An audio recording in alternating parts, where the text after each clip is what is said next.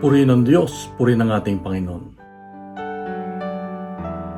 Kailan yung isang pagkakataon na ikaw ay merong dapat gawin?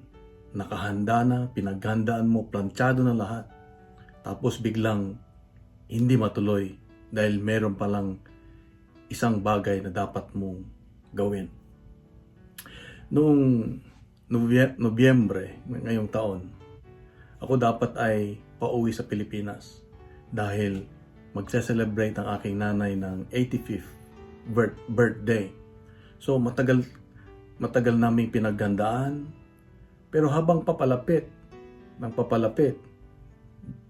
araw na lang at lilipad na ako ay paparating naman ng isang super typhoon. Pangalan niya Uwan. At minuminuto ay tinitignan ko kung saan ang direksyon ng bagyo kasi hindi ako makabili-bili ng ticket. At ang direksyon ay papunta doon sa pupuntahan ko. Kung ibig sabihin, magsasalubong kami. Magkikita kami doon sa aming probinsya. Sabi ko, alam ko pag may bagyo, maraming masisira, maraming erosyon, maraming mapuputol na daan. Kaya sabi ko, parang ayaw ng Diyos na ako'y matutuloy sa pag-uwi sa Pilipinas.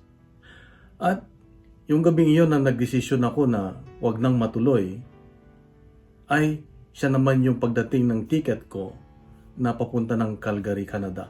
Dahil ako ay iniimbitahan na isa sa mga speakers na magbabahagi ng salita ng Diyos sa isang Life in the Spirit seminar. Kaya sabi ko, ito pala ang gusto ng Diyos, hindi yung plano ko. Kaya maluwag kong tinanggap. Sabi ko, may your will be done. Sa Ebanghelyo ngayon, makita natin na itong si Maria ay nakahanda na para ikasal kay Jose. At bigla na lang dumating ang isang anghel at sinabi, Maria, ikaw ay maglilihi. Manganganak ng isang lalaki at papangalanan mong Jesus. So, tinanong ni Maria, how can this be? Sabi niya, how can this be? At dito, in-explain ng anghel. At bandang huli, sabi niya, ako ay alipin ng aking Panginoon. May His will be done. May, sabi niya, mangyari nawa ang sinabi mo.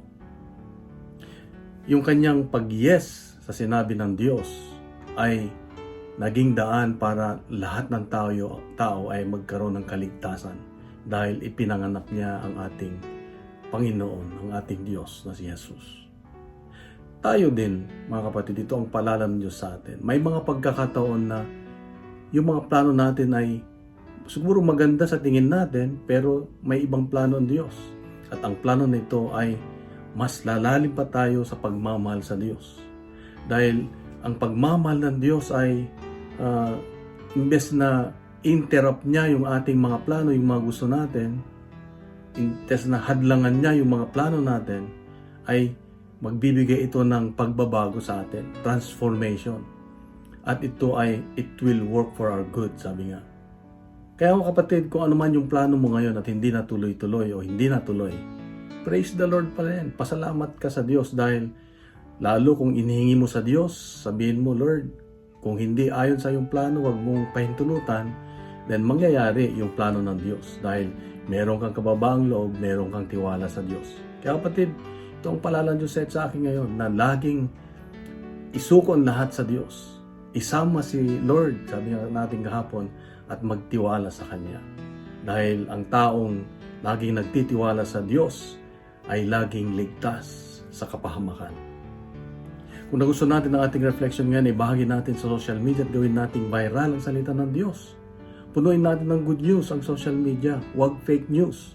At hinihiling ko lang po na ibahagi natin ito, mag-subscribe at mag-iwan ng comment sa baba at mag-like na rin.